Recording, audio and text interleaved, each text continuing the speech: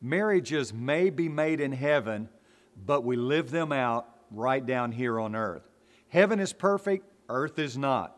It is for that reason that unguarded love in marriage or a relationship with God can suffer hypothermia or the danger of cooling off drastically. The fire goes out, the sparks cease to fly.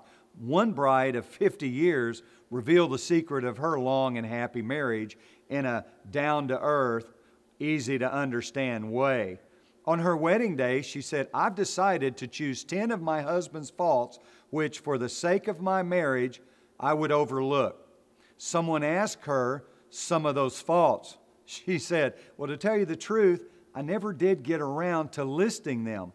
But whenever my husband did something that made me hopping mad, I would say to myself, lucky for him, that's one of the 10. She did a lot of overlooking, but she enjoyed an enduring and happy marriage. No marriage hypothermia was able to put out a chill on their love. She perfected the overlooking technique. This overlooking technique is a hard lesson to learn. It's hard because it requires patience, which I don't have much of. It requires time.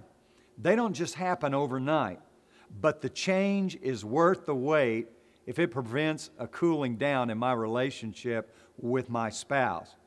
It's hard because it demands review of my core values. Marriage, family, and home must mean everything to me, or they will eventually mean nothing to me. You hold on to the things that mean the most at any cost, and you turn loose of the rest. Core values determine which goes and which stays, and which things I overlook to save that which matters most. It's hard because it necessitates some give and take. Some of us are so rigid and set in our ways that compromise is no option.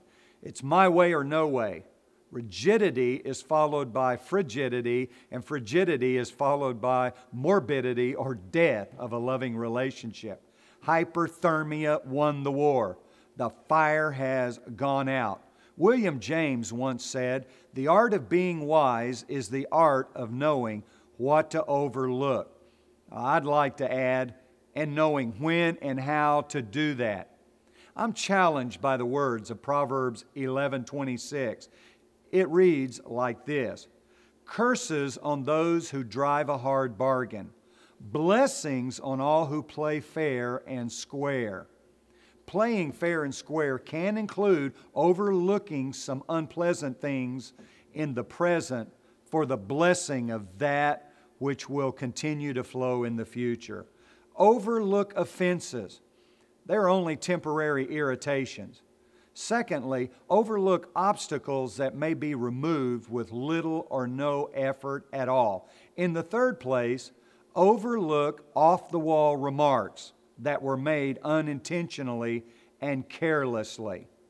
It's called the slip of the tongue. But James tells us a word out of your mouth may seem of no account, but it can actually accomplish nearly anything or destroy anything. Words can be compassionate or callous. They can be sincere or stupid. They can be daggers or delightful. They can be insensitive or imploring. Jesus said it this way: "By your words you will be justified, or by your words you will be condemned."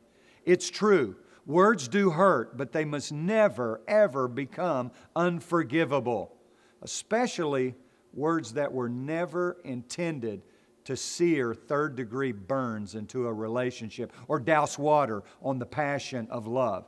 Hyperthermia was never intended to be the demise of your marriage. Light the fire. Let it burn brightly again. You say, where do I start? Well, be transparent. Be forgiving. Be thoughtful and kind. Be a good listener. Do more listening and less talking. Be prayerful. Pray together. Play together. Take pleasure in each other. If you will do these things, the love of many may wax cold, but not yours.